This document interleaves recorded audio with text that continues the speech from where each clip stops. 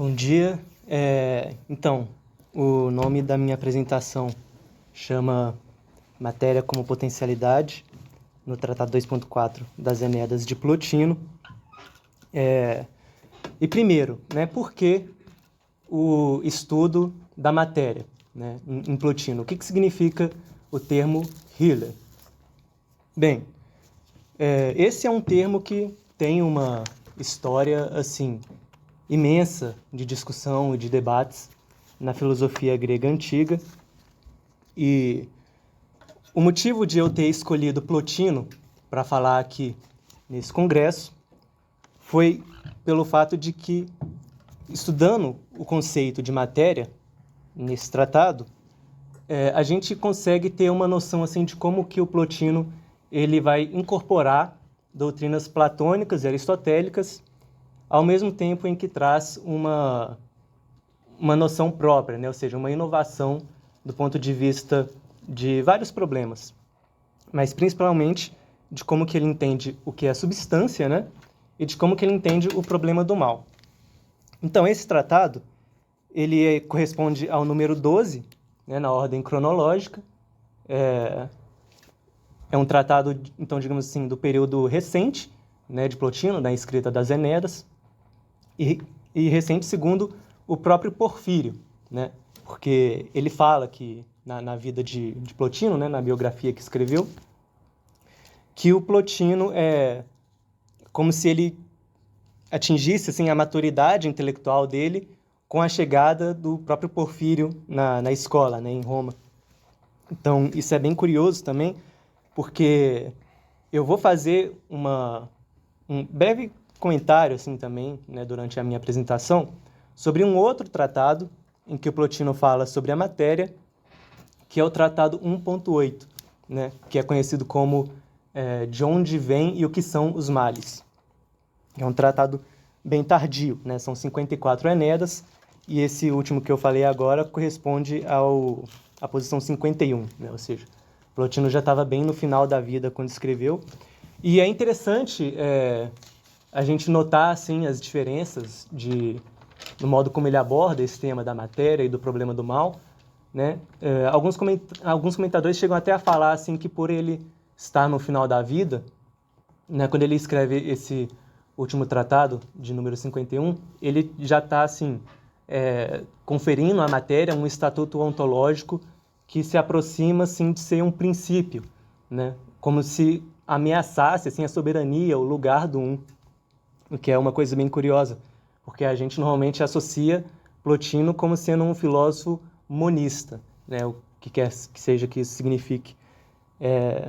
Mas nesse tratado que é mais recente, a gente vai ver que a matéria, segundo o Plotino, ela vai ser assim, quase como o termo que ele usa, canon onoma, ou seja, um nome vazio, querendo dizer o quê? Assim, que por ser um conceito assim, que está desprovido assim, de qualquer estatuto ontológico real, então, como se não fosse algo necessário para a constituição do mundo dele, como se, pela primeira vez na filosofia antiga, você visse um autor assim que flerta com uma posição cosmológica assim, de um mundo constituído inteiramente de formas, exclusivamente de formas, de ideias. Então, passando agora, feitas essas considerações iniciais, passando para a minha apresentação propriamente, eu vou seguir aqui mais ou menos a ordem dos capítulos do Plotino. É um tratado curto, de 20 páginas, mas são 16 capítulos, e acho que é bem interessante assim, para nortear a minha apresentação. Então, no primeiro capítulo, Plotino ele começa fazendo assim, um resumo das opiniões que vieram antes dele, da tradição, e aí ele fala principalmente Platão, Aristóteles e os estoicos. Ele chega mais para frente mencionar alguns pré-socráticos também, que pensaram sobre esse tema, mas ele vai começar falando aquilo que é comum a todos esses pensadores. Ou seja, e aqui eu cito, ele diz, o que se chama matéria é dito ser uma forma de substrato ou receptáculo das formas. E isso é um relato comum, né, a todos aqueles que chegaram a uma concepção de natureza deste tipo, né? Ou seja, a matéria no mundo grego, né, diferente do que a gente acredita assim, no senso comum como sendo a matéria, porque assim, a gente, na modernidade, né, na contemporaneidade, pelos desenvolvimentos da ciência moderna, né, tem a tendência de acreditar que matéria, né, ou seja, um material é tudo aquilo que é capaz da gente apontar, né, tudo aquilo que é capaz da gente ver, de sentir, né, com os nossos sentidos, né? Mas isso não poderia estar assim mais distante da concepção de matéria no mundo grego, né, que é aquilo que está por baixo, né, ou seja, aquilo que subjaz os corpos, né, que na linguagem de Aristóteles, né, seria aquilo que permanece no movimento, né, na mudança, ou seja, na geração e corrupção. E por isso que o termo substrato, né, ou receptáculo é interessante, né, por que substrato? Né? O termo grego é hypokeimenon, literalmente é aquilo que subjaz, né, aquilo que está, digamos assim, deitado por baixo da forma, né? E por que receptáculo? Aí seria já a linguagem, né, o termo que Platão usa. Porque é aquilo que é um terceiro gênero, né, entre as formas e os corpos, é necessário para que exista, né, o mundo do devir, do vir a ser. Então, Plotino ele vai já deixar claro que ele está se alinhando mais à posição de Platão, né? Isso é claro, assim, por todas as Enéidas, ele se diz o tempo todo que a única coisa que ele faz é interpretar Platão, mas aqui a gente vai ver que isso não é o que a literatura, né, contemporânea chegou a concluir, né? Porque existe algo que é realmente inovador na filosofia do Plotino, porque ele vai adotar também a concepção aristotélica, né? Então ele começa dizendo, né, o que seria a doutrina platônica da matéria, né? E ele vai falar de matéria inteligível, que na linguagem do Platão é um termo que não aparece, né? Isso é um termo, a hylianoetos, né? É algo que só vai aparecer lá na metafísica do Aristóteles, mas seria, assim, aquilo que há de comum entre todas as formas. Porque se elas se diferenciam, então tem que ter, aí sim, um substrato, né, que é comum a todas, que permite a diferenciação. E no sistema de Plotino, essa matéria inteligível parece que em alguns momentos vai ser associada ao primeiro processo de emanação do Um, né, que é a primeira etapa, né, da geração da hipóstase do nous, do intelecto, que ele vai chamar de díade indefinida, né? Então, ele vai apresentar algumas objeções à existência dessa matéria inteligível, que eu não vou me aprofundar aqui, mas vai, logo após apresentar esses argumentos, né, falar sobre a matéria no mundo sensível, que é a que nos interessa, né?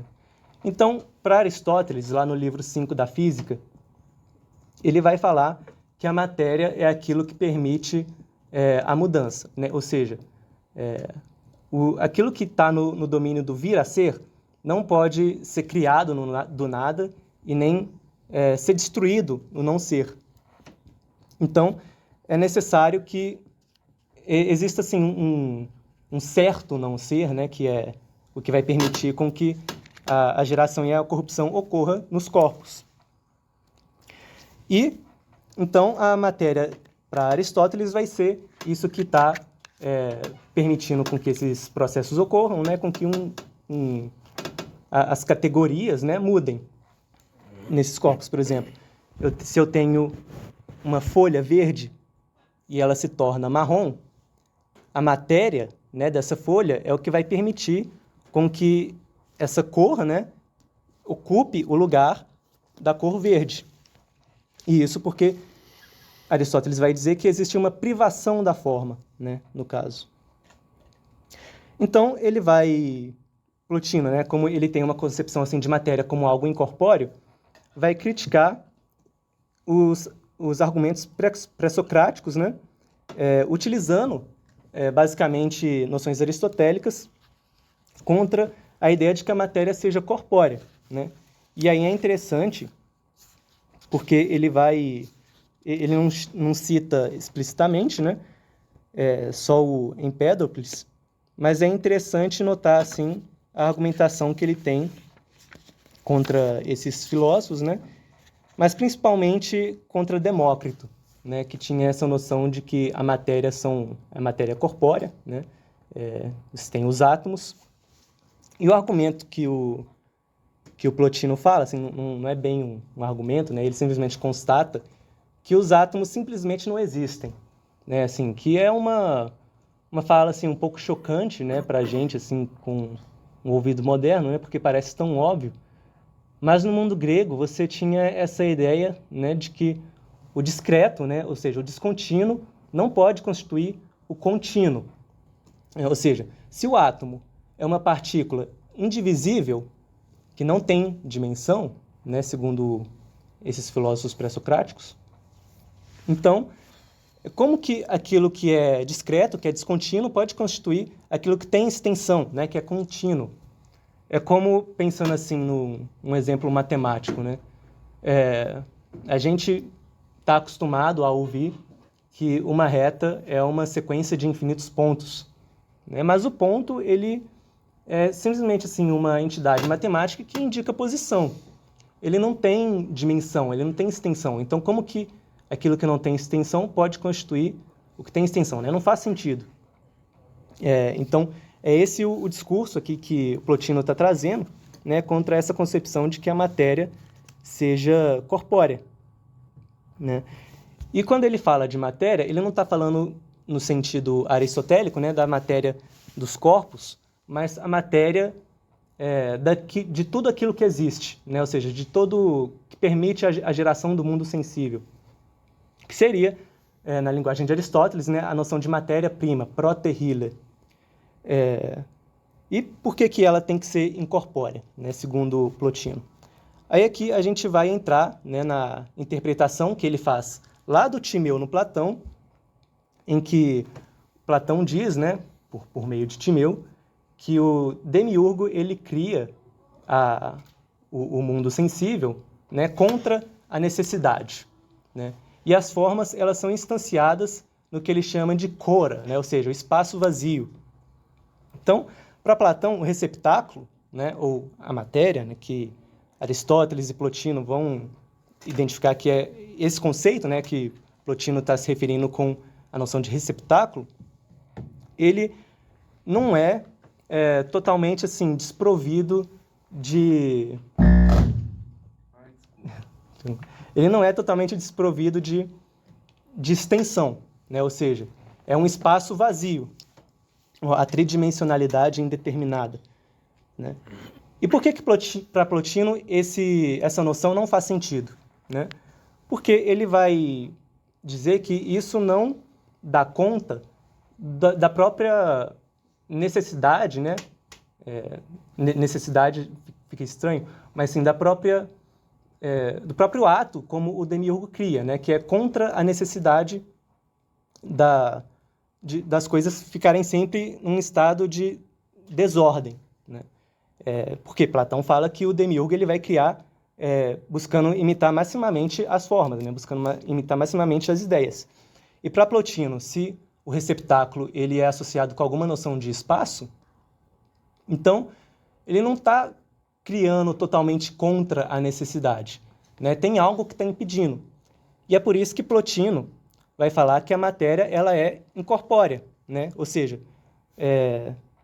também não pode ser associada a nenhuma noção de extensão. O termo que ele usa é amegates, né? O termo grego, ou seja, sem extensão, sem tamanho. E ele vai dizer, portanto, né, que os corpos eles recebem a sua própria extensão, e isso é uma doutrina assim, altamente técnica e até um pouco obscura assim, né, do Plotino, de uma certa extensão eidética, né, de uma grandeza eidética.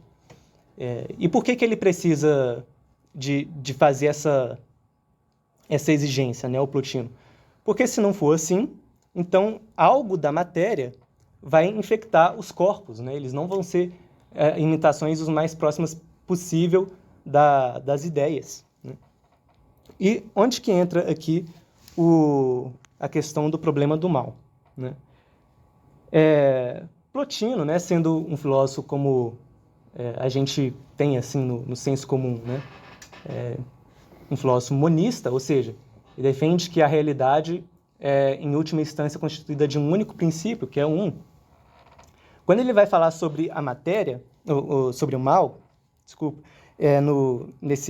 no final desse tratado, ele fala que a matéria, então, portanto, se ela não pode ser associada a tamanho, a nada que assim seja parecida com qualquer ideia, né? Então a matéria vai ser identificada com a privação e, portanto, absolutamente má, né? Ele chega até a falar assim que o pensamento sobre a matéria é uma espécie de não pensamento, né? Porque se o semelhante conhece pelo semelhante e a matéria é, de certo sentido, assim, um ilimitado, então o pensamento sobre a matéria ele é ilimitado também, ou seja, ele não consegue definir, não consegue delimitar bem o que ela seja. E aqui é uma clara, né, referência ao Timeu, novamente, em que o Platão fala que a matéria, o receptáculo, né, ela só pode ser entendida como uma espécie de raciocínio espúrio, né, um notos logismoi, né. Então, só para finalizar, né, porque acho que já está dando aqui o meu tempo, lá no final no tratado 1.8, né, isso vai mudar completamente, né, porque em algumas passagens Plotino parece assim conferir à matéria um estatuto assim que é quase semelhante ao 1, né? Mas isso é um problema, porque em um sistema assim que está constituído sobre um único princípio, né? Ou seja, uma realidade constituída entre níveis de hipóstases, que pode ser, em última instância, né, reduzida ao 1. Se você tiver um outro princípio, né, que seria a matéria, não dá para falar em bem e mal, porque esses dois princípios se anulam, certo? Então ele precisa, assim, para assegurar a realidade do mal, mas não cair também na posição gnóstica, né, que é o que ele...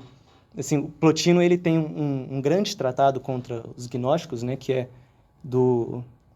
na ordem cronológica do 30 ao 33, porque ele não pode admitir que o mundo seja mau ou que o demiurgo tenha criado o mundo por uma espécie de orgulho, de uma vaidade. Então, como ele não pode admitir a posição gnóstica, mas ao mesmo tempo ele não quer negar a realidade do mal, então ele vai falar que a matéria ela é princípio, sim, mas é um princípio que está ainda sobre a soberania do um, né? A matéria é um outro, né? Mas é um outro do um, né? Nesse sentido. E aí ele vai usar várias metáforas para explicar o que isso quer dizer, né? Ele vai falar da matéria, por exemplo, como um cadáver ornamentado, né? Ele vai falar que é como se fosse um prisioneiro, né, preso em correntes de ouro, querendo dizer que a matéria é esse princípio do mal, né, é esse outro, mas não chega a ameaçar a posição do um no sistema dele, né? E aí você vai ter alguns comentadores, né, principalmente o Jean-Marc Narbonne, que ele vai qualificar essa posição filosófica de um dualismo mitigado, né, ou de um monismo desarmônico, né, porque o um ele é soberano, a matéria é oposta a ele, mas por ser passividade não é completamente oposta, né, porque ele não pode conceder assim que o um não seja maximamente princípio. E por fim, né, qual que é a conclusão, né, que a gente chega, né, que Plotino a inovação, né, que ele traz? É de pensar a matéria não só como uma não substância, mas aquilo que é contrário à substância, né? E também, no que diz respeito ao problema do mal, que se a gente quiser pensar que a realidade, né, que o mal existe, que ele não é só uma ilusão, né? E isso gerou uma série de problemas, porque os neoplatônicos posteriores, né, como Porfírio, Próclo, vão tentar aderir assim, a uma posição que remete, né, ao estoicismo, de que os males, na verdade, não existem, são simplesmente assim, um engano da nossa mente, né, porque tudo, no geral, contribui para o bem. Mas como Plotino ele quer, né, afirmar essa realidade no mal, então parece ser impossível assim que, fazendo isso, ele não tenha que ceder um pouco, né, espaço para um dualismo no sistema dele, ainda que seja um dualismo mitigado, né, ou um monismo desarmônico, como o próprio Narbonne fala. Então é isso. Encerro minha apresentação e obrigado. Então vamos abrir 5 minutos para perguntas para as duas pessoas que apresentaram. Alguém tem alguma pergunta para o Henrique ou para o Luca? Eu tenho uma para o Luca. Por favor. Bom, vocês me ouvem sem microfone? Eu tenho um incômodo com esse trem, tá? Me corrija, tá? Plotino do século III, né? Depois. Sim. Então, eu fico pensando, e aí segunda confirmação, quando a gente fala de mal, né, pelo menos me vem à cabeça uma discussão, querendo ou não, que ela ou pode ser uma discussão ética, né? Sim? Uhum. Ok. Como que é nítida, eu vejo a aproximação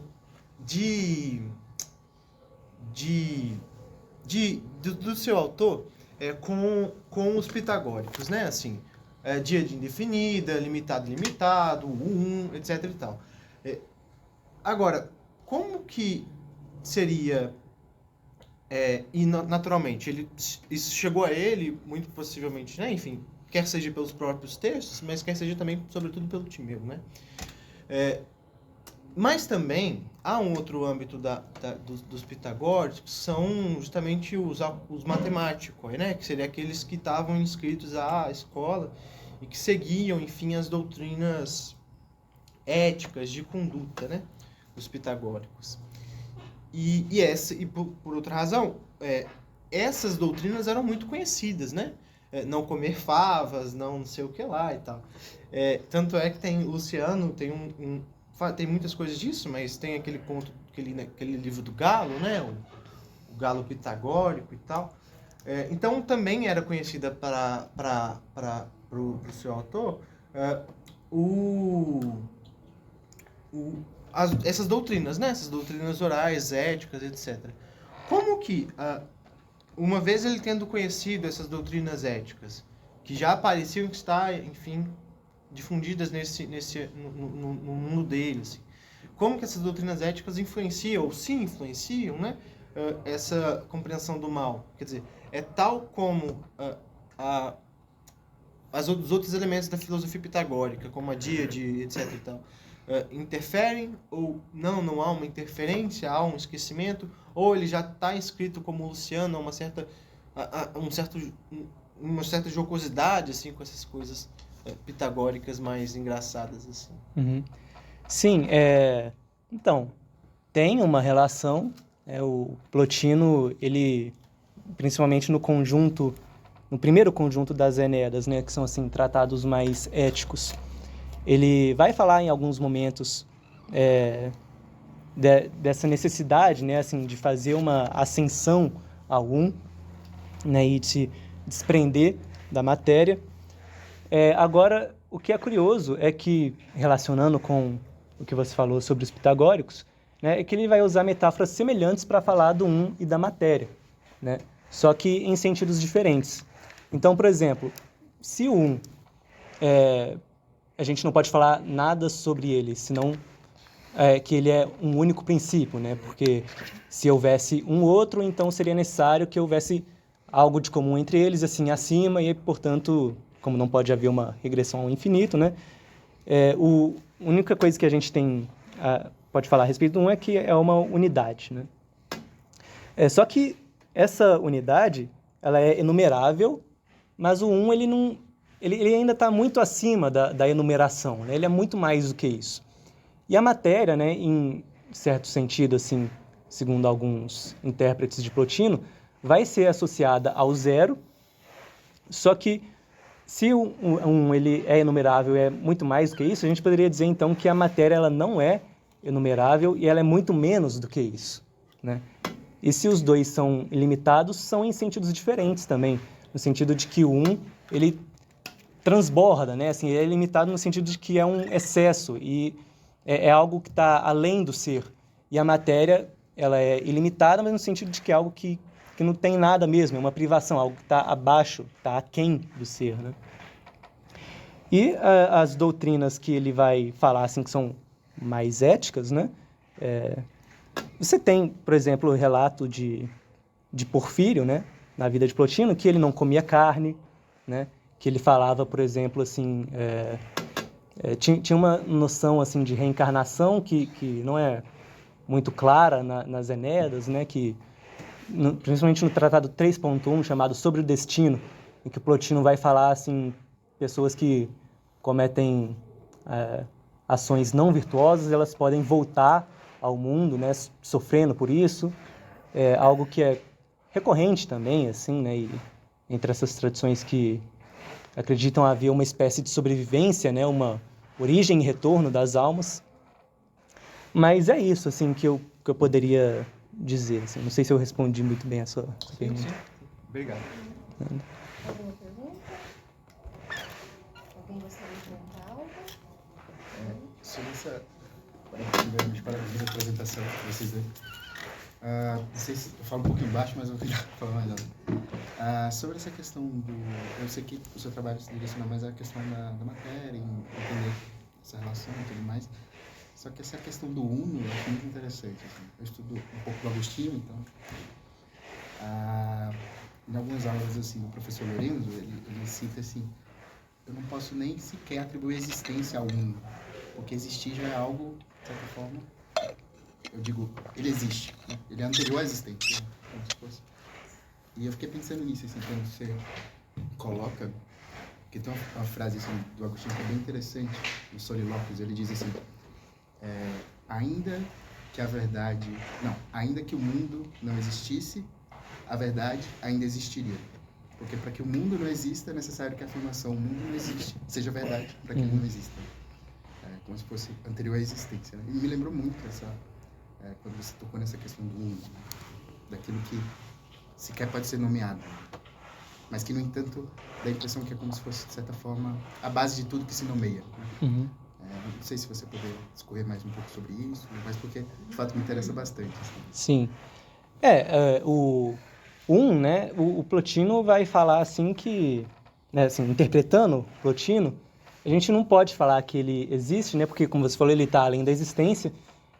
Então, nesse sentido, nenhum verbo assim pode ser predicado dele, né? Porque, falando já. Né? Que a gente já está falando. Então, se a gente fala, já existe assim uma dualidade entre sujeito e objeto, entre algo que conhece e algo que é conhecido, né? E quando Plotino fala da geração da hipóstase do nous, ele vai falar assim dessa unidade que é tão pura assim que vai gerar uma dualidade. Assim, é um pouco obscuro, um pouco complexo, mas é o que a gente normalmente associa com esses termos modernos, né, de uma dualidade entre sujeito e objeto, ou de algo que conhece e algo que é conhecido, né? E nesse sentido que ele está além da existência, né? Então, por isso que eu falei que as metáforas que ele usa para falar do e da matéria são semelhantes, mas estão sempre em sentidos opostos, assim, né? É ilimitado porque transborda, né? Porque é um excesso, porque está além da existência. O outro é ilimitado, mas porque é falta absoluta, é algo que está abaixo da existência, está, né? Aquém da existência. E é interessante porque no tratado que vem logo depois desse, né, o tratado 2.5, em que Plotino vai discutir um pouco mais sobre as categorias modais de atipotência, né, que aparece lá no Aristóteles. Ele vai falar que a matéria é algo que está nesse constante estado de potencialidade, né? Ao passo que seria essa atualidade, né? E por que potencialidade? Porque é algo que está sempre desejando tomar alguma forma, as formas se instanciam nela, né? Ela é necessária para que os corpos venham ao mundo, mas a matéria em si ela permanece né, inalterada, né, por essa instanciação, diferente do Aristóteles, né, em que a matéria vai ser das partes do composto ele é mórfico, né? E aí a terminologia que o termo técnico, né, que o Plotino usa para falar da matéria é bem curioso, assim, porque ele vai falar daquilo que é realmente irreal, né?